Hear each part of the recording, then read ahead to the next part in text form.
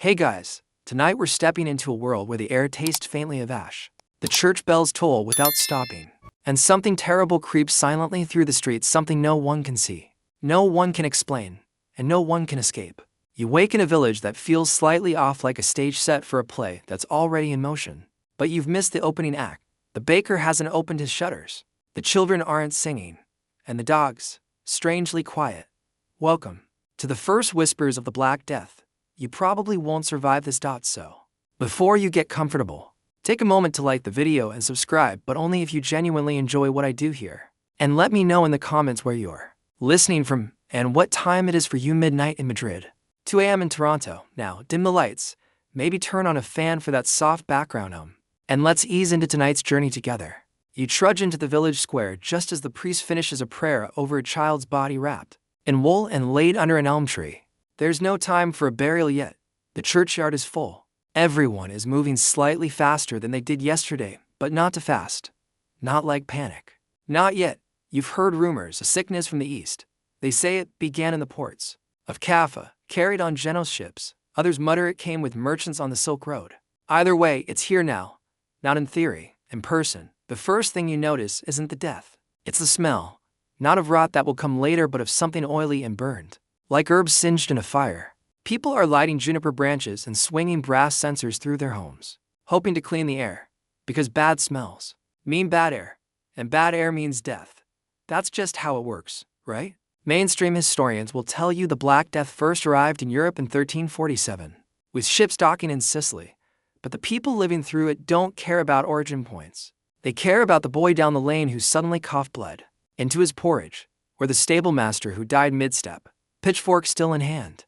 The sickness moves fast. Some people swell with great, dark buboes in their armpits and groin. Some bleed from their mouths or turn cold in a single night. No one knows why one family dies and the next seems untouched until a week later, when they vanish. The apothecary's shelves are stripped bare. You see a woman boiling crushed emeralds in wine. She claims it's what saved the Duke of Burgundy's son. Another sells crushed toads baked in bread. Most of it does nothing. Some of it makes things worse. Historians still argue whether these early remedies sped up death or just distracted people from its inevitability. By now, the mood has shifted. It's no longer a strange week. It's a new reality. You walk past shuttered windows painted with red crosses. Straw bundles hang from door knockers to signal infection. You hear the word plague whispered more openly. It used to be something ancient, biblical even. But it's real now. And it's everywhere. You visit your cousin's farm. The wheat stands golden and tall, ready for harvest, but no one's left to gather it. A cow wanders into the chapel. The animals are confused, hungry. You are too. There's no trade. No laborers, no one bringing salt or flour into the village. At night, you dream of wind howling through empty fields. You dream of people coughing behind walls, and sometimes, strangest of all, you dream of laughter. Wild, shrieking laughter. Because some people really do start laughing. They laugh and dance and kiss strangers in the street. If the world is ending, why not end it joyfully? There's a friar in town who blames astrology. The conjunction of Saturn and Jupiter, he says, marked the beginning of God's punishment. Another says it was the earthquake in Naples. One man insists it's the Jews poisoning wells. You push past him, no time for nonsense. But deep down, you wish someone had an answer. Your body aches from carrying water, from digging graves, from scrubbing your skin raw with vinegar and rosewater, hoping to wash off the death. Your hands blister. Your throat stays dry. And still, the bells ring. Bells for the newborn who didn't last a day. Bells for the widow. Bells for the priest who kept ringing them even after his hands shook too badly to grip the rope. You begin to see death as an animal, something that paces just outside your home. Sometimes you think you hear it breathing. Sometimes you think it hears you. People talk about divine punishment, about sins coming home to roost. But you can't think of anything you did so terribly wrong. You said your prayers. You paid your tithes. You even gave that hungry pilgrim your last turnip pie. And yet, the sickness comes. You light a candle, another, until your whole room glows like a cathedral, wax dripping down into shallow pools. You kneel on the floor, whispering the same prayer again and again until the words lose their meaning. Lord, deliver us from this pestilence. But the Lord, if he's listening, is very quiet tonight. Outside, the sky turns an unnatural yellow. The air feels heavy with iron. You step into the street and realize no birds are singing. Not a single one. That's when you know The plague is not arriving. It's already here. The plague doesn't knock. It doesn't wait for permission. It spills into your village like a wind that never leaves, curling into corners, whispering down chimney flues, soaking into your clothes like rain. And when it takes your first neighbor, the silence afterward is louder than any scream. You remember her, Marjorie, the woman who sold salted apples on feast days. You passed her on the footpath just yesterday, and now she's on a cart. The cart that's beginning to rattle down your lane at least twice a day. The wheels squeak. The driver wears gloves soaked in vinegar and holds a bell he rings without ceremony. Bring out your dead, he calls, and you feel the words scrape something inside you. They try to cover the bodies at first, sheets, straw mats, even flower petals. But soon, the dead are too many, and the rituals too few. The sickness announces itself in cruel little stages. A headache, fatigue, the taste of metal in your mouth. Then the boils come hot. Dark swellings, painful to the touch, often under the arms or near the groin. The old woman down the road swears if you lance them fast enough, you might survive. But it's rarely true. By now, you've seen the plague doctor. He looks like a demon from an illuminated manuscript. Black robes, a hat with a stiff brim, gloves, and most uncanny of all, the beak mask. That terrible bird's beak, stuffed with herbs and vinegar-soaked sponges. It's meant to protect him from the miasma, the poison air thought to carry the disease. To you, it just looks like death in a costume. He examines your uncle without touching him, points to the dark splotches blooming across his ribs, says nothing, leaves a satchel of camphor, mustard seeds, and instructions to boil vinegar in every room. Then he vanishes into the fog again. You try the remedies, everyone does.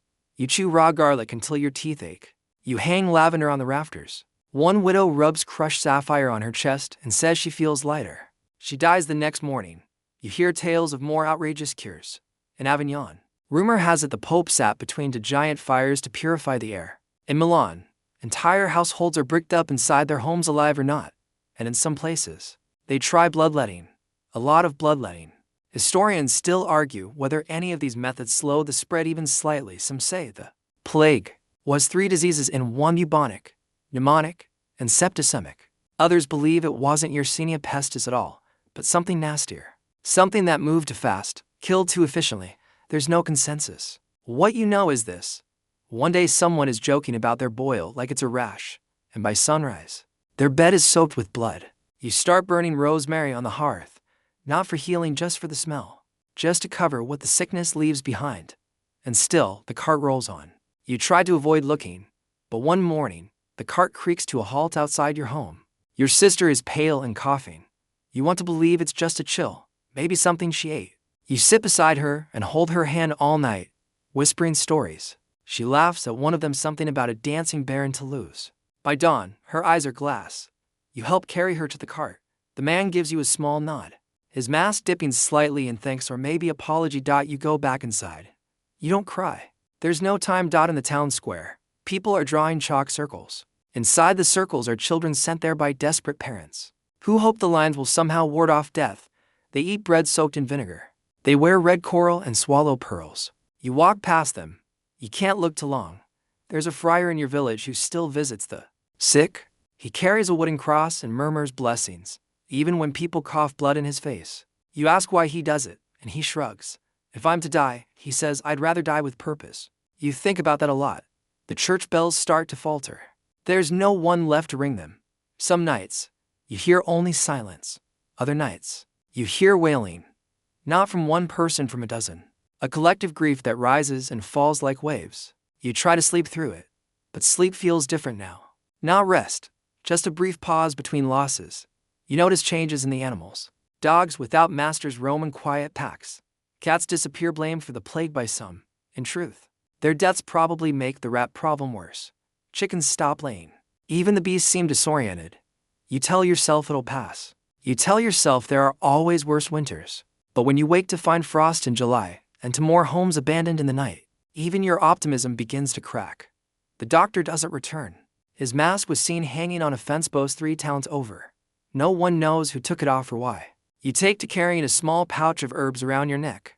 Sage, mint, marjoram. It doesn't help. But it smells nice. One morning, you catch sight of yourself in a basin of water. You look thinner, older. Your eyes are rimmed red.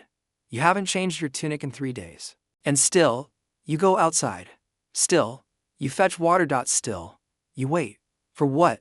You don't know. Maybe for the air to shift up, maybe for the bell to stop ringing. Maybe for your own name to be called. The roads have changed. They used to be alive with chatter, cartwheels, the occasional donkey braying in protest. Now, they're quiet and nervingly so. You walk them anyway. Because staying indoors too long begins to feel like drowning. And because you need bread, and someone in the next village still has flour. But the walk is different now. You carry a sprig of rue tucked in your sleeve. Press it to your nose whenever the wind shifts. Not that it helps much, death has a smell no herb can hide. Somewhere behind you, a bell rings. Another cart. You don't turn around. You pass a man sitting on a rock by the roadside, eyes fixed ahead like he's watching a parade only he can see. You offer him a fig from your pocket. He doesn't move. You leave it on the stone beside him. He's still there on your way back. The fig is untouched. You reach the next village. What's left of it? Half the cottages are empty. A few have crude red X painted on the doors. You knock at a bakery that once smelled like joy. A boy answers, maybe 10, maybe 12, ash-colored around the mouth. He hands you a loaf without a word, and you leave behind a handful of dried beans. It's not barter anymore. It's tribute. Someone has scrawled "God have mercy" on a wall in coal. Someone else has scratched it out. The night, your dreams are full of fire and distant coughing. You wake tangled in your blanket, heart hammering, ears straining for sounds you don't want to hear. Because that's the other part of this plague, doesn't just attack your body. It gets inside your thoughts, turns them over, makes them hum with new and awful questions. What if it never ends? What if it's not punishment, or science, or rats, but just chaos? You remember hearing sermons, long before this all began, about sin and consequence. The plague, they said, was divine justice for vanity, for greed, for thinking you could live in comfort while others starved. Now the wealthy are dead too. Priest, lords, monks, merchants, the plague does not care for silk or gold. It crawls under doors, rides the breath, sleeps in blankets. Historians still argue whether the church's power truly crumbled here or whether it merely adapted, evolved, found new ways to keep its grip. But what you feel in your bones is this. People are praying less out of love and more out of sheer terror. A woman outside your village walks the lanes in sackcloth, hair hacked short, crying that she's unworthy. She carries a whip and strikes her own back, then kneels in the mud. You don't stop her. You don't know if she's mad or holy or if there's even a difference anymore. The flagellants arrive a few days later. You hear them before you see them. Rhythmic chants, the slap of cords on skin. They wear robes, most with hoods. They carry banners stitched with crosses and skulls. They say they're here to save the town. They say the plague is punishment, and that only suffering can cleanse it. They pass through, leaving behind a mixture of awe and unease. No one questions them out loud. You just notice people locking their doors tighter. Not long after, the blame begins. At first, it's whispered, hints, side eyes. But soon, it's louder. It's the foreigners, the strangers, the people with different prayers. In some cities, entire neighborhoods are purged, accused of poisoning wells. A scholar once told you this happens every time there's a great fear someone must be guilty. Someone must be burned, so that the rest may feel briefly, falsely safer. You think of the apothecary's assistant. He's quiet, kind, always kept bees. Not from here, though. When the mob takes him, no one speaks. Not even you. The next day, his beehives are smashed. You sit by the ruined garden and watch the surviving bees hover, confused. There's no more school, no more festivals. Even funerals are rushed now if they happen at all. A priest flings holy water toward a grave from 5 feet away and mutters the rites through a cloth. No choir, no candles, no hymns, just dirt and silence and flies. You start counting birds. You don't know why. Maybe because they don't seem to care what's happening. The sparrows still flutter. The crows still cackle. A robin lands on your sill one morning and watches you with what feels like disapproval. You say, "Go ahead and judge. I haven't washed my hair in a week." You laugh just a little. That's the thing. Laughter hasn't died completely. It sneaks in, awkward and dry-throated. Someone trips over a chamber pot. Someone else swears the chickens are unionizing. You joke that if this keeps up, you'll be crowned Lord of Fleas. But underneath, everyone's waiting. Waiting for a sign the plague is lifting. Waiting to hear that someone important, truly important, has survived and declared it over. Waiting to see the stars move differently in the sky. Because they do still shine. Somehow, they still shine. And maybe that's the most surreal part of all. The world continues. Indifferent. The sun rises, the moon waxes, rain falls, grass grows. Even as half your village disappears. Even as the well tastes strange. Even as your dreams fill with shadows. You begin to make peace with uncertainty. Maybe this ends. Maybe it doesn't. Maybe survival is just a matter of learning how to sit beside death and drink your tea anyway. You wake to birdsong to bright, too early. You blink up at the rafters and wonder for a moment if you're still alive. A sniff check confirms you are, though only technically. You've started ranking your mornings by how many of your joints crack when you sit up. Today's score, 5. Outside, the village has shifted again.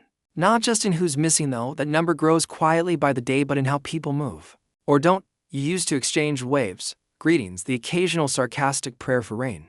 Now people cross the lane to avoid even looking at one another. You've never been so lonely in a crowd. You go to the market square anyway. What's left of it? The fishmonger's stall is shuttered. The cobbler has nailed a sign that reads, "Gone to find God." You're not sure if that's metaphorical or literal. In the center of the square, a notice hangs on the post in clumsy script. All who cough must report. You decide not to cough at all, even by accident. A boy is selling charms, tiny bones strung on cord. Little wax figurines shaped like saints or vague blobs. He swears they're protective, made from holy beeswax and cat hair. You're skeptical about both the ingredients and the pricing, but you buy one anyway. Superstition has become a currency all its own.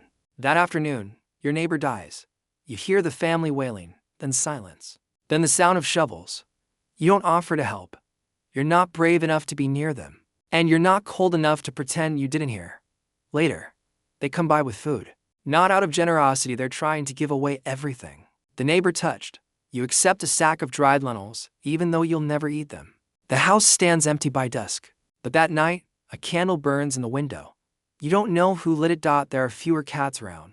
A strange thing to notice, but noticeable all the same. Some people say cats are causing the plague. Others say they're keeping the rats in check. Historians still argue whether the mass culling of cats, especially in certain cities, actually made the Black Death worse. Either way, you miss their company. At least cats didn't talk about omens. Every night now, you hear someone praying aloud, somewhere in the dark. It's not always coherent. Sometimes it's just repetition. One man recites the Lord's Prayer so many times you can whisper it along with him from your bed. Sometimes, you think you hear a woman singing instead.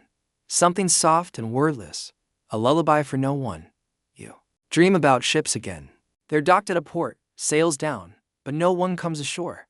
The rats do, though. You wake with the impression of paws on your chest. You've heard about the ports, Marseille, Genoa, Venice, plague entering by sea, riding in on fleas in silence. They say bodies were thrown overboard before docking. That's one way to lighten the cargo. A merchant once told you the sickness came from the east. That caravans brought it westward like a slow-spreading bruise. Silk Road turned sickness road. Others blame God. Others blame demons.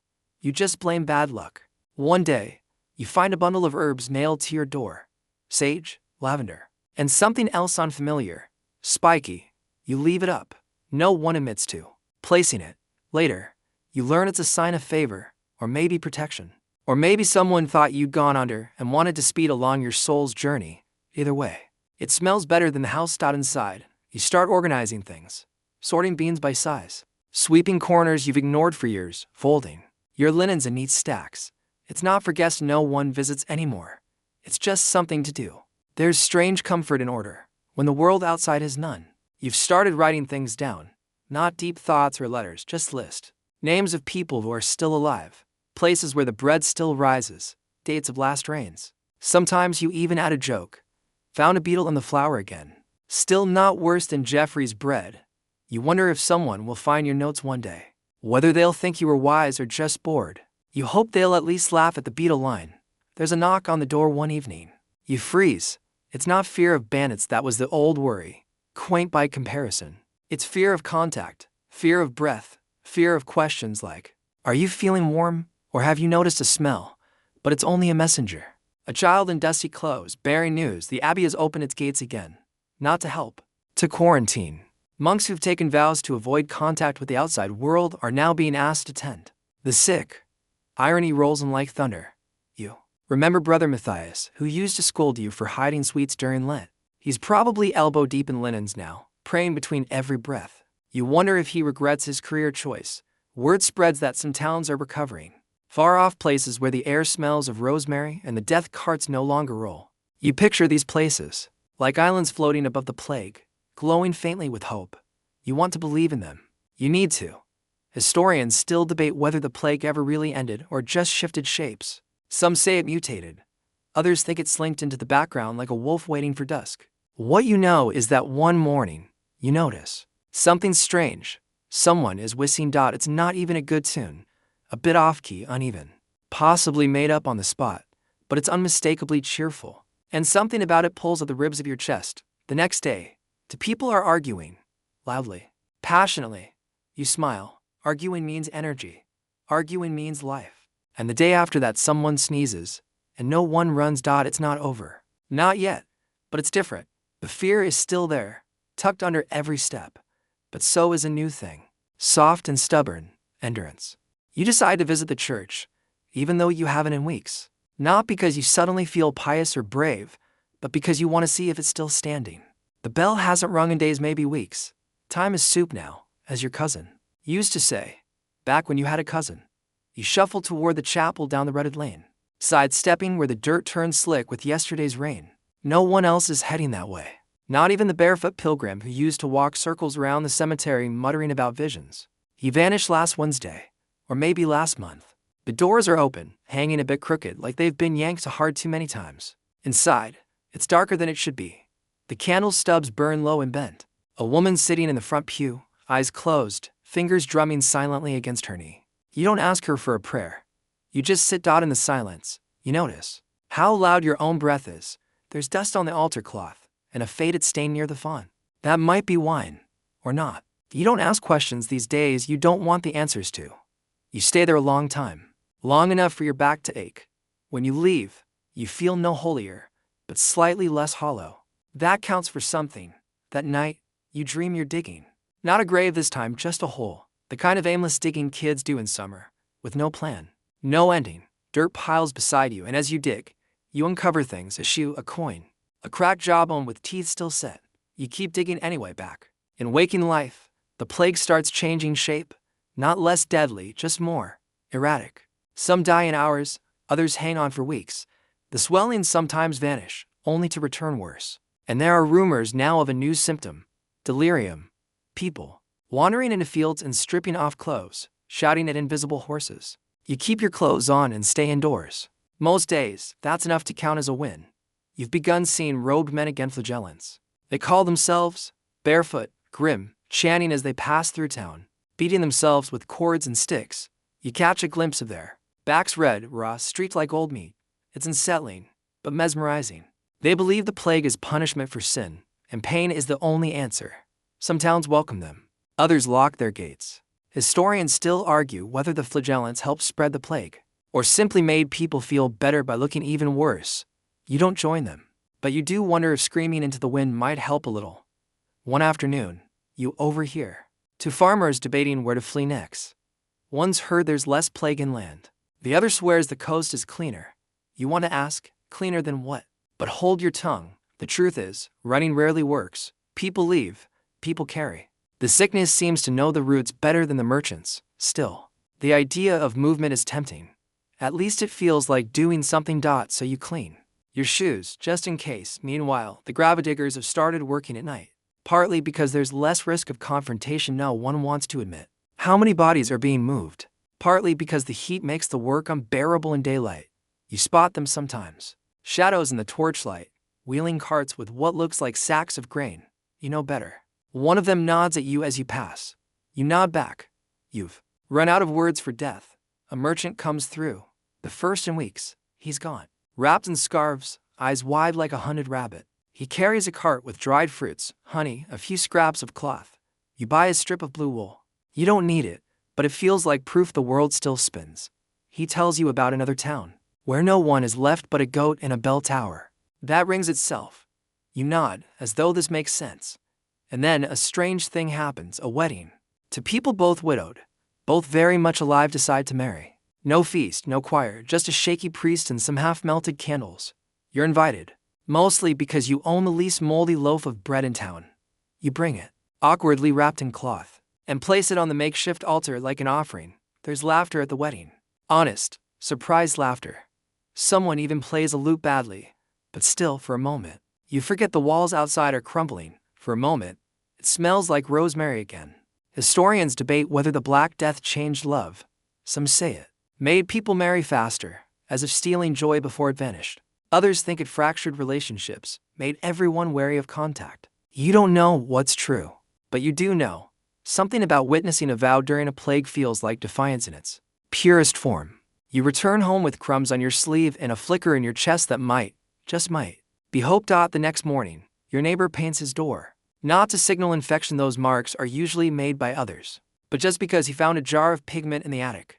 It's red, very red. It clashes terribly with the weathered wood and looks like someone bled enthusiasm all over it. It makes you smile anyway. You stop checking yourself for symptoms every hour. You still wash your hands with vinegar, still keep bundles of herbs above the windows. But you no longer dream about dying. Now you dream about fields, and bees, and bread that doesn't taste like fear. Some days are worse than others. Someone falls sick. Someone else stops opening their shutters. The disease hasn't vanished, but your life has grown around it like ivy around a ruin, fragile, clinging, alive. That evening, someone begins rebuilding the market stall, the one that sold fish. You don't know if they're planning to sell fish again or just want something to do with their hands. Either way, you offer to help. And for the first time in what feels like seasons, someone says, "Thank you." You wake the next morning to the sound of hammers, real hammers, not some fever dream or echo from a half-remembered festival, but actual hammering on wood. And for a minute, you just lie there under your ruffled blanket, blinking at the ceiling. Beams like they might answer the obvious question. Is this over? It's not. Of course not. But something is shifting. Out in the street, someone's reinforcing their doorframe. The house is down. A child is chasing a chicken like children do when they think no one's watching. Your body feels heavy with a sleep that wasn't interrupted by nightmares. Progress. But before you can enjoy that fragile feeling, you hear coughing, deep, gut-wrenching coughing from a few streets over. It cuts through the optimism like a scythe through barley. You wrap your shawl tighter and remind yourself, the plague doesn't care. If you had a good day yesterday. The local priest is still alive somehow. He's taken to preaching in the square, from a safe distance, shouting the Lord's word through a rolled-up parchment. Like a medieval megaphone, you stand at the back, where the shadows hang low, and listen. He says things like God tests those he loves and the wheel of fortune turns for all. You think, maybe the wheel is missing a spoke. Historians still argue whether organized religion helped or hindered during the Black Death. Some say faith provided solace. Others say it stoked fear and superstition. You felt both, standing right here. The priest ends his sermon by declaring that next week there will be a cleansing procession. He's asked everyone to wear white and carry candles. You wonder if that's wise. Fire and plague don't usually mix well. You don't plan to go, but you will. You always do. Back at home, you catch your reflection in a pot of water. You look older, not just tired older, as if the plague has sanded away whatever softness your face used to have. You run your fingers along your cheek. Still there, still you. Mostly. A new rumor circulates. Cats are the cause. A merchant's apprentice claims they carry the devil in their eyes. People start tossing them into rivers. You watch from your window as a girl shields a tabby beneath her cloak and walks quickly out of town.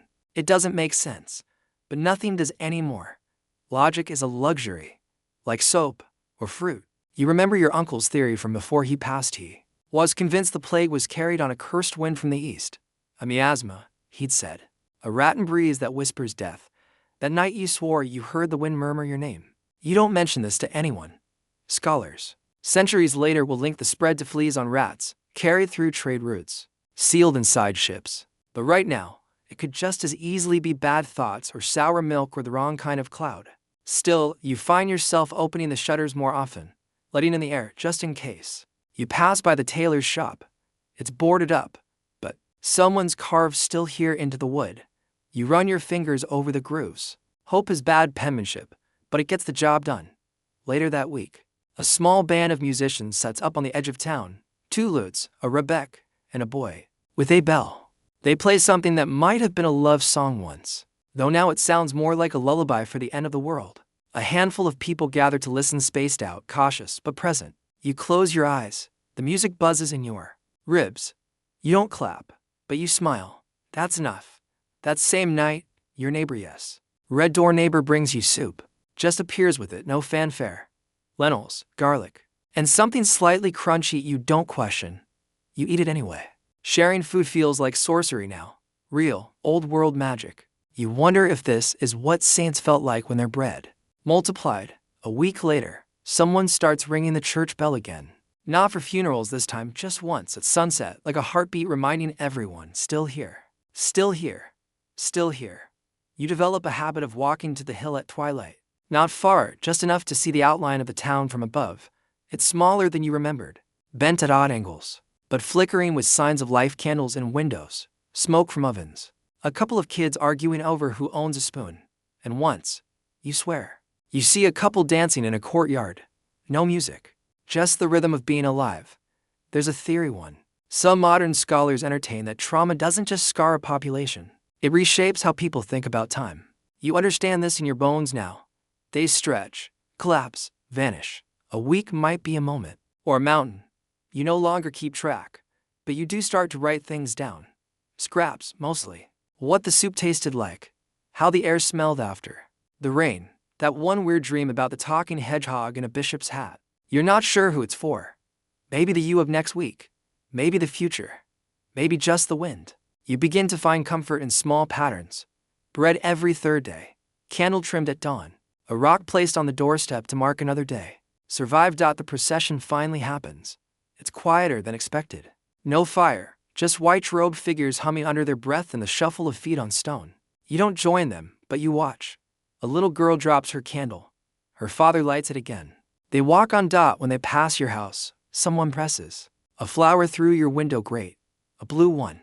You don't know its name. You tuck it behind your ear. You dream that night not of death, but of a garden. And when you wake, you write that down too. The sun no longer seems like a threat, not the way it did last month, when light only revealed more decay. Now, the way it filters through the mist makes the world look shy rather than sick. You sit outside in the mornings sometimes, just for a few minutes, just long enough to hear the birds argue in the rafters and watch the baker's boy trip over his own enthusiasm. You haven't heard the plague bell in 3 days. 3 days doesn't sound like much, but it feels like a season. You hear someone say, "It's finally over." You don't believe them. Not yet. But you let the words hang in the air like laundry on a warm line, tentative and still a bit damp. Most survivors don't talk much about what they've seen. There's a lot of nodding, a lot of people avoiding eye contact with their own memories. But here and there, the silence is broken. A farmer describes the sky the night his wife passed, how it looked too cheerful, too full of stars. A healer admits she kept a single vial of rose water hidden just to sniff and remembers something gentle. You tell someone you dreamed of a forest with no paths, and they say, "That sounds about right." Historians still argue whether the worst of the plague ended in waves or in sudden, sharp silence. Some regions flared and faded quickly, others simmered for years. It depends who you ask and when. You keep your little pile of writings tucked in a box now. It's grown, almost like a second heart. Each slip of parchment pulsing with something more durable than hope. You've started adding names, the real ones, and the ones you made up for the ones who had no one left to remember them. You write, the woman in the red scarf who fed the pigeons. You write, the boy who made me laugh by pretending to be a sneeze demon. You write, the man who left soup. The cat comes back. Not the same one, probably. But you pretend. You share a bit of bread. She leaves a feather in return. You decide this as a sacred pact and thank her formally. There's talk of rebuilding. Real plans. With timber and stone and awkward enthusiasm. The blacksmith's apprentice has started sketching new designs for the fountain, this time with fewer angels and more ducks. You fully support this artistic direction. One of the musicians from before reappears, older somehow. He plays again in the square, and this time people dance without looking over their shoulders. Someone even sings. Very badly. It's perfect. You wear color again. First just a thread of blue at your cuff, then a scarf with a bird stitched in the corner. Eventually a full red tunic that used to belong to your cousin. You catch yourself in a window pane and don't flinch. The calendar means something again. Days of shape. There's a festival being planned for midsummer. The kind with bread towers and flower crowns and enough mead to make the local friar blush. You help hang lanterns. You laugh when one falls and hits a goat. You don't apologize to the goat. At night, there are dreams again. Not always pleasant, but not all nightmares either. Some are strange, slow wanderings through imaginary markets. Some are memories that arrive polished and glowing, like river stones after the storm. Some are just color. Scholars centuries later will debate the long term. Effects of the Black Death: social upheaval, peasant revolts, shifts in labor power, early cracks in feudalism. But none of them mention what it feels like to watch someone plant new herbs in the soil where bodies once lay. What it feels like to taste soup and not brace for grief. You do, though. You feel it every day. You think, maybe it's not about survival. Maybe it's about stitching something together from all the frayed threads that remain. Not to make a tapestry. Not yet, just a scarf, a glove. Something to keep the wind out. The wind still whispers, of course it does. But you whisper back now. Your final note in the box reads, I lived. It was terrible. I remember. But I lived. And you fold it gently. So now, close your eyes. You're back in that quiet village again. The fires are down to embers. The air is cool. And the streets are mostly silent, save for the soft rustling of leaves and the occasional echo of a door swinging shut. The worst of the plague is past, though its shadow lingers like mist around the edges of your thoughts. But now tonight you're here, and you're breathing, and the world hasn't vanished after all. You hear a lullaby drifting through a half-open window. Maybe it's for a child. Maybe it's for the past itself. Someone in the distance starts to laugh just once, and it doesn't sound nervous anymore. It sounds real, full. Your house smells like bread and rosemary. A candle flickers beside your bed. The cat is curled in a tight circle by your feet, occasionally twitching in some noble dream. You stretch your fingers and think about tomorrow's weather. Maybe sun, maybe rain. Either way, you'll open the shutters. Sleep creeps in softly. No fear this time, no dread crawling behind the eyes, just the gentle rhythm of breath, the memory of flowers left in windows, and the promise that, no matter how dark the year was, the light does return. Eventually everything quiets, even the wind pauses to listen. And now, so do you?